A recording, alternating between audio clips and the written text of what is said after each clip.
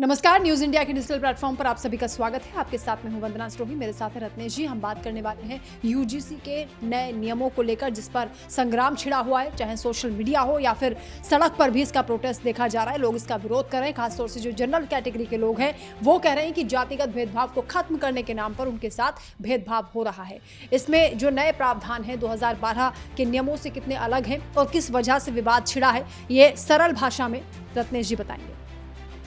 जी, आपने ये जो बात कही है कि सरल भाषा में बताना, यही इस बिल का सबसे कठिन काम है जी। क्योंकि जैसे आमतौर पर गजेट्स होते हैं, गवर्नमेंट गजेटियर्स होते हैं, उनकी भाषा हिंदी हो या इंग्लिश वो सरकारी होती है, दुरूह होती है। बिल्कुल। और जैसे आप मीडिया में हैं, मैं हूँ, इनका उत्तरदायित्व ही यही है कि वो सरल भाषा में पब्लिक को बताएं, तो जिससे ये हो सके कि जो कम से कम छात्र हैं, जनता है और शिक्षक समुदाय जो है वो इसको समझे। अब आपने जो बात कही कि 2012 से ये किस तरह अलग है जी। 2012 के प्रावधान में यूजीसी ने ओबीसी या अदर बैकवर्ड कास्ट, या जिसे हम कहते हैं अन्य पिछड़ा वर्ग, उसको इसमें शामिल नहीं किया था जी। लेकिन इस प्रावधान में SC ST शेड्यूल्ड कास्ट यानी अनुसूचित जाति और ST यानी शेड्यूल्ड ट्राइब जी, अनुसूचित जनजाति के साथ अदर बैकवर्ड कास्ट और इसके साथ साथ दिव्यांग जन की एक कैटेगरी बनाकर उनको भी शामिल कर, महिलाएं भी शामिल हैं। महिलाएं भी शामिल हैं। लेकिन सामान्य वर्ग को अति आवश्यक रूप से, जिसे हम मैंडेटरी कहते हैं, उसके तहत ना तो विक्टिम की कैटेगरी में, हालांकि वो कंप्लेंट फिर भी कर सकते हैं, और ना ही जो प्रकोष्ठ बनाया जाएगा, जो समिति विश्वविद्यालयों के अंदर बनाई जाएगी। बिल्कुल, मुझे लगता है दर्शकों को पहले हम बता देते हैं कि जो इक्विटी सेल वहाँ पर बनाई जाएगी वो एक अदालत के तौर पर काम करेगी यूनिवर्सिटीज़ में, चाहे वो प्राइवेट हो या फिर गवर्नमेंट हो। लेकिन वो जो सेल होगा वहाँ पर आप शिकायत कर सकते हैं, खासतौर से जो जिन कैटेगरीज को उसमें ऐड किया गया है उनके लिए ये प्रावधान है। तो यही बात यहाँ पर कही जा रही है जनरल कैटेगरी के छात्रों की ओर से कि उनकी सुनवाई वहाँ पर नहीं होगी, उनके साथ न्याय नहीं होगा। देखिए, वो कंप्लेन तो कर सकते हैं। जब इतना विरोध हुआ, हम सब ने देखा, जो ऑनरेबल एजुकेशन मिनिस्टर हैं उनको सबके सामने आना पड़ा, तो कंप्लेन तो वो भी कर सकते हैं, लेकिन उनका आधार एक सामान्य कैटेगरी में जैसे होता है वो उतनी तेज सुनवाई शायद ना हो। लेकिन जिनके लिए प्रावधान है, सामान्य वर्ग को क्यों नहीं शामिल किया गया, ये सोचने की बात है। या आखिर ऐसा क्यों किया गया? क्या ये रिजर्वेशन पॉलिसी जैसा है? जी, क्योंकि रिजर्वेशन में भी ऐसे ही होता है, वहां भी सामान्य वर्ग शामिल नहीं होता है। तो जो गुस्सा है सवर्ण वर्ग का, सामान्य वर्ग का, वो इसी वजह से है कि जो एक, सबसे पहले तो हम समझें कि शिक्षा किस तरह डिस्ट्रीब्यूट होती है भारत के अंदर। सबसे पहले स्कूल्स हैं, वहाँ पर ये व्यवस्था हायर एजुकेशन के लिए की गई। फिर इंस्टीट्यूशंस आते हैं, कॉलेजेस आते हैं, यूनिवर्सिटीज आती हैं, उनमें भी सेंट्रलाइज्ड हैं, प्राइवेट हैं, डीम्ड हैं, स्टेट गवर्नमेंट की हैं, कई तरह के संस्थान होते हैं। और हर जगह हायर एजुकेशन के जितने इंस्टीट्यूशन हैं, हर जगह एक प्रकोष्ठ बनाने का इन्होंने रिकमेंडेशन किया है यूनिवर्सिटी ग्रांट्स कमीशन ने। जी। उस प्रकोष्ठ के अंदर जो संस्थान का प्रमुख होगा, फर्ज कीजिए अगर वो विश्वविद्यालय है तो वाइस चांसलर उसका अध्यक्ष होगा, 2 प्रोफेसर्स रहेंगे, जो सिविल सोसाइटी है वहां से 2 लोग रहेंगे, और 2 छात्र प्रतिनिधि रहेंगे। लेकिन सामान्य वर्ग को इससे किनारे किया गया है। जी। यही गुस्से की पूरी वजह है कि क्या हम विक्टिम नहीं हो सकते, क्या हमारे खिलाफ अपराध नहीं हो सकता, और ये सख्त कानून बनाया गया है। बिल्कुल, इस पर भी हम चर्चा करेंगे। यही जनरल कैटेगरी के लोग कह रहे हैं कि उन्हें अपराध करने से पहले ही विलन बना दिया गया है, क्योंकि ओबीसी आ गई है, SC ST, दिव्यांगजन, महिलाएं, सब तो आ गए हैं, लेकिन क्या उनके खिलाफ अपराध करने वाले केवल सवर्ण है, केवल जनरल कैटेगरी है? ये वो कह रहे हैं कि इस तरह का बिहेवियर तो उनके साथ भी होता है, वो भी, उन्हें भी शिकायत करने का मौका मिलना चाहिए, उनके खिलाफ भी उसी तरीके से कार्रवाई होनी चाहिए, क्योंकि 24 घंटे में कहा जा रहा है कि अगर इस तरह की कोई शिकायत आती है, कोई विक्टिम शिकायत करता है, तो ये जो इक्विटी सेल बनाई गई है वो 24 घंटे में एक्शन लेगी, 15 दिन के भीतर रिपोर्ट वो जो यूनिवर्सिटी का प्रमुख होगा वहाँ तक पहुंचाएगी और उसके बाद वो 7 दिन के भीतर ये देखेंगे उस पूरी कार्रवाई को किस तरीके से आगे बढ़ाना है। अगर वो अपराध की श्रेणी में आता है, सज़ा की श्रेणी में आता है, तो पुलिस को भी इन्फॉर्म किया जाएगा, यानी यूनिवर्सिटी कैंपस में पुलिस भी आ सकती है। लेकिन जनरल कैटेगरी के लोग ये कह रहे हैं, वो छात्र कह रहे हैं कि हमारी प्रॉब्लम ये है कि अगर हमारे खिलाफ किसी ने साजिशन कोई शिकायत कर दी तो उस वक्त हम अपने आप को कैसे सही साबित करेंगे, क्योंकि ये भी कहा जा रहा है कि जो विक्टिम है, जो कथित तौर पर विक्टिम है, वो अपनी पहचान भी छुपा सकता है, उसे ये भी अधिकार मिलेगा। जी, ये कई सारे क्लॉजेज हैं। अगर पूरा बिल आपने अध्ययन किया होगा, मैंने भी देखा है, तो इसमें ये है कि अगर विक्टिम ये कहता है कि वो अपनी पहचान जाहिर नहीं करना चाहता, तो उसकी पहचान छिपाई जाएगी। और जैसे आपने कहा 24 घंटे के, एक तो सबसे बड़ी बात है कि ये जो समिति होगी, जो प्रकोष्ठ होगा हायर एजुकेशन इंस्टीट्यूशंस के अंदर, वो 24 घंटे खुला रहेगा और समता समिति से कहा जाएगा। और इसको 24 घंटे के अंदर कंप्लेन मिलने के तुरंत एक्टिवेट करना पड़ेगा, प्रक्रिया शुरू करनी पड़ेगी, हफ्ते भर के अंदर कार्रवाई शुरू करनी पड़ेगी और 15 दिन के अंदर कोई ना कोई एक्शन लेना पड़ेगा। इसके अलावा एक सबसे बड़ी बात है कि संस्थान का प्रमुख, जैसे वाइस चांसलर है या हेड ऑफ इंस्टीट्यूशन प्रिंसिपल हुआ या कोई भी हुआ कॉलेज के सिलसिले में, या इंस्टीट्यूशन का डायरेक्टर हुआ, अगर उसी के खिलाफ कंप्लेन है तो फिर जो समता समिति है उसका जो मुखिया है वो कार्रवाई देखेगा। लेकिन मजे की बात, विरोध की वजह तो यही है कि इन सब समितियों से सामान्य वर्ग को हटा दिया, शामिल नहीं किया गया है। तो ये साबित करना, अगर फर्ज कीजिए जैसे आपने कहा कोई विक्टिम है, वो हम ये फर्ज करें कि वो अनुसूचित जाति का है या अनुसूचित जनजाति का है या पिछड़ा वर्ग का है या महिला है या दिव्यांगजन है, वो किसी दुर्भावनावश कंप्लेन करता है, तो ये साबित करना मुश्किल होगा कि वो उसका असली मकसद क्या है। ऐसे में कार्रवाई तब भी होगी, एक्शंस तभी भी लिए जाएंगे, और इसके बाद भी 15 दिन के अंदर अगर कोई कार्रवाई, कोई एक्शन लेने में असफल रहती है तो विश्वविद्यालय अनुदान आयोग तुरंत एक्टिवेट हो जाएगा। आप इस मामले की संगीन गंभीरता देखिए, इस प्रावधान की। और विश्वविद्यालय अनुदान आयोग के पदाधिकारी वो दौरा करेंगे इंस्टीट्यूशन का, और जरूरत पड़ी तो संस्थान के प्रमुख, हेड ऑफ इंस्टीट्यूशन, विश्वविद्यालय के वाइस चांसलर, इनके खिलाफ भी एक्शन ले सकते हैं। नहीं, इतने सख्त प्रावधान यहाँ पर किए गए हैं, लेकिन आप इसके उलट तस्वीर जो देखेंगे, जो शिकायत यहाँ पर आ रही है, जो आरोप लग रहे हैं, वो ये है कि अगर किसी ने द्वेषपूर्ण तरीके से अगर कोई शिकायत की है और बाद में ये प्रूव भी हो जाता है कि वो शिकायत फर्जी है, तो शिकायत करने वाले के खिलाफ कोई कार्रवाई नहीं होगी, ऐसा कोई प्रावधान नहीं। ये कोई जरूरी नहीं होगा। इसका प्रावधान है कि अगर ये साबित होता है कि उसने दुर्भावनावश किसी कंप्लेन की थी, तो उसको एक बेनिफिट ऑफ डाउट दे दिया जाएगा, उसको माफी दे दी जाएगी। लेकिन गंभीरता, जो बहस का विषय, जो सरगर्मी बनी हुई है, आपने देखा होगा एक राजीव गोस्वामी का रिजर्वेशन पॉलिसी जब चल रही थी 1989 में, तो उन्होंने आग लगा ली थी, काफ़ी बहुत बवाल मचा था। फिर मंडल, कमंडल, ये सब होते रहे, मंडल कमीशन आया। इसी तरह ये बिल सवर्णों में बिल्कुल आग में चिंगारी जैसा काम कर रहा है कि हमें क्यों इससे अलग रखा गया है, क्या हम विक्टिम नहीं हो सकते? और यही इस प्रावधान के विरोध की सबसे बड़ी वजह है, जिसकी वजह से हायर एजुकेशन मिनिस्टर को भी सफाई देनी पड़ी।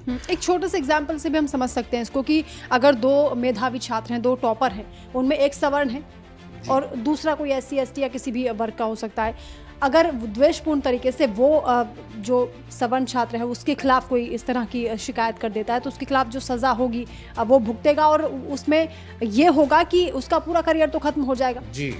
लेकिन अगर वो फर्जी पाया जाता है तो उस दूसरे छात्र पर कोई कार्रवाई नहीं होगी। कोई कार्रवाई नहीं होगी। होगी, वो उसे एक बेनिफिट ऑफ डाउट दे दिया जाएगा। बात सिर्फ यही नहीं है कि छात्र और छात्र के बीच की है। छात्र अगर कोई है वो किसी प्रोफेसर के खिलाफ भी कंप्लेन कर सकता। आप देखिए एक और चीज़ है, मुझे लगता है इसकी बारीकी को भी समझना चाहिए। अगर इसमें आरोप लग रहे हैं, अगर उसमें सच्चाई है, क्योंकि ये भी कहा जा रहा है कि केवल वर्बली या फिर लिखित में आपके खिलाफ किसी ने कोई ऐसी अभद्र टिप्पणी की है, जाति सूचक कोई शब्द कहे हैं, लेकिन अगर सामने वाले को ऐसा लगता है कि आपका इंटेंट गलत है या फिर उसे ऐसा आभास हुआ, ऐसा महसूस हुआ कि उसने कुछ गलत कह दिया, भले ही कोई प्रूवन उसके पास कोई सबूत नहीं है, उसके बावजूद भी कार्रवाई होगी। यही सबसे बड़ी देखने वाली बात है कि मूल भावना कंप्लेन की देखी जाएगी। और दूसरी सबसे बड़ी बात मैं आपको बताता चलूं कि एक महज ईमेल से जो एनोनिमस भी हो सकता है, जी जी। उस पर भी कार्रवाई हो जाएगी। उस ईमेल के बेसिस पर भी कार्रवाई हो जाएगी और कंप्लेन की इंटेंशन देखी जाएगी। देखिए, एक छात्र है, मैं पिछले 20-25 साल से एकेडमिक्स में भी हूँ। जी जी। मैंने कई संस्थानों में सेवाएं दी हैं, गवर्नमेंट में भी, प्राइवेट यूनिवर्सिटीज में भी, बाहर के।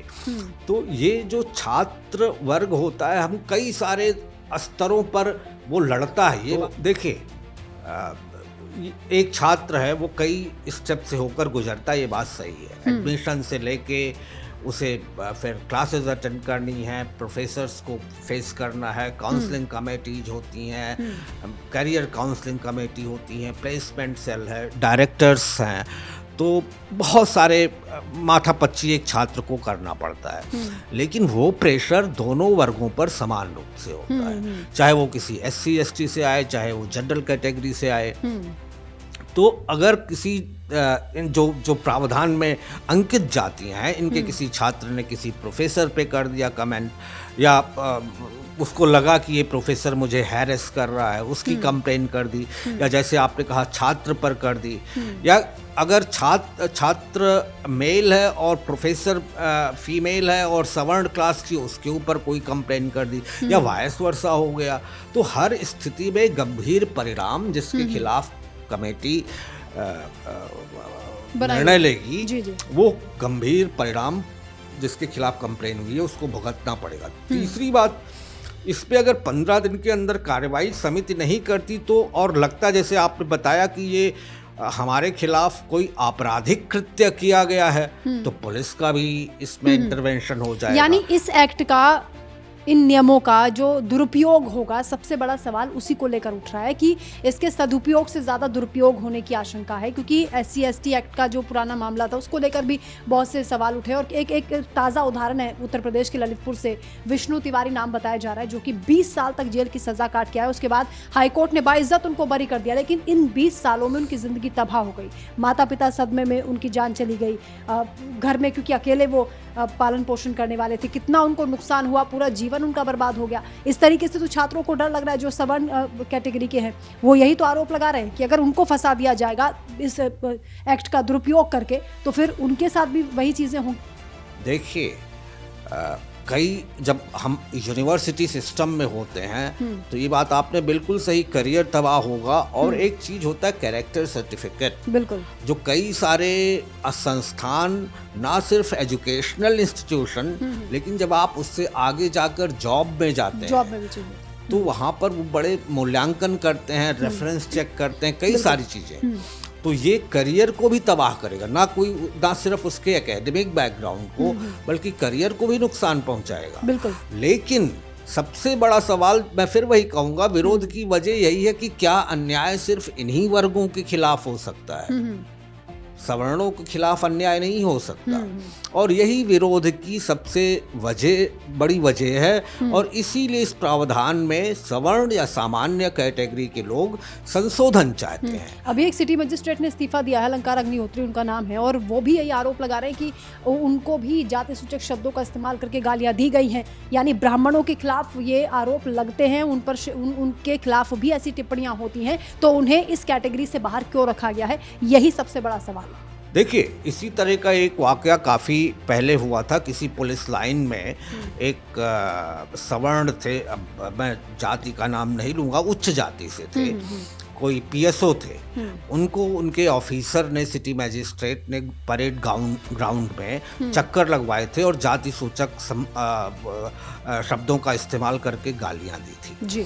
तो ये सबसे बड़ी बात है। तो जॉब की बात हो गई। यहाँ सिर्फ और सिर्फ देखिए, ये कोई और सेक्टर से जुड़ा मामला नहीं है, हायर एजुकेशन से जुड़ा मामला। यूजीसी हायर एजुकेशन देखती है ज़्यादातर।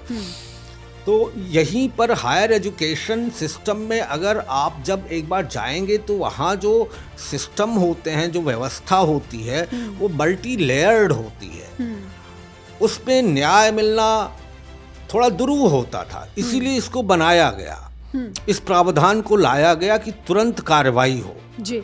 और कार्रवाई अगर आपराधिक श्रेणी के दायरे में आती है तो पुलिस भी इंटरवीन करे जी। उससे भी नहीं पड़ रहा है मामला तो यूजीसी खुद इंटरवीन करेगी और डेली मॉनिटरिंग करेगी, वहां दौरा करेगी।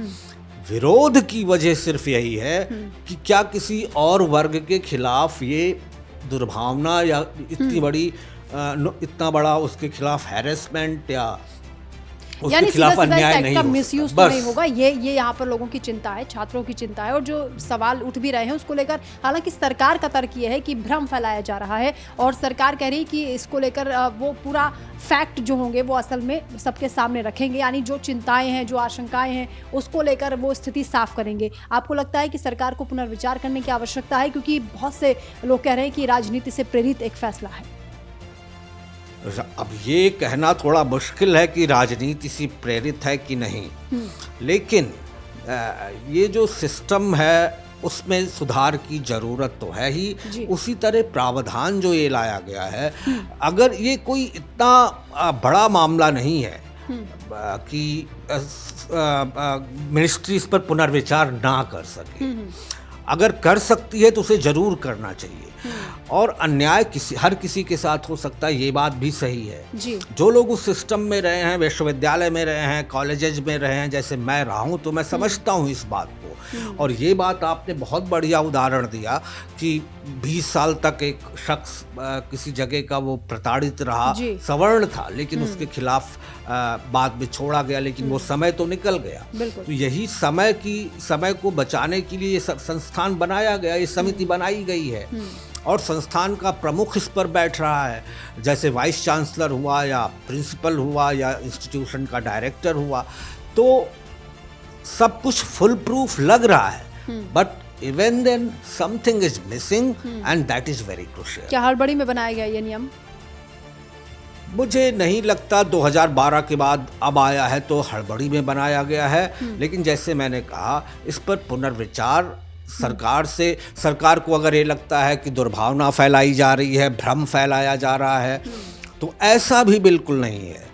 सरकार अगर पुनर्विचार कर सकती है, यूनिवर्सिटी ग्रांट्स कमीशन अगर पुनर्विचार कर सकता है, तो उसे सवर्णों के हित को भी ध्यान में रखना चाहिए। लेकिन मैं ये नहीं कहूँगा कि इस बिल को बिल्कुल खारिज कर सकते हैं, क्योंकि उच्च शिक्षण संस्थानों में भारत के प्रावधान होने जरूरी हैं। वहाँ अन्याय बहुत होते हैं छात्रों के साथ, इवन फैकल्टी मेंबर्स के साथ कितने भी बड़े क्यों ना हो, लेकिन सुधार की गुंजाइश रहती है। तीनों कृषि कानून जो पहले वापस लिए गए, जिन्हें काला कानून भी कहा गया, उसी से कंपेयर इसे किया जा रहा है। लेकिन अब देखना होगा कि सरकार फैक्ट सामने रखने की बात करें तो क्या बाकी जो आशंकाएं हैं, जो लोगों के मन में सवाल हैं, वो दूर हो पाएंगे या फिर सरकार पुनर्विचार करेगी, ये तो आने वाला वक्त ही बताएगा। फिलहाल हम उम्मीद करते हैं कि इस चर्चा से आपके भी सवालों का जवाब आपको मिला होगा। कमेंट करके आपको ये कैसा लगा हमारा ये चर्चा का पूरा सेगमेंट, और आपके सवालों के जवाब मिले या नहीं, ज़रूर बताएं। नमस्कार।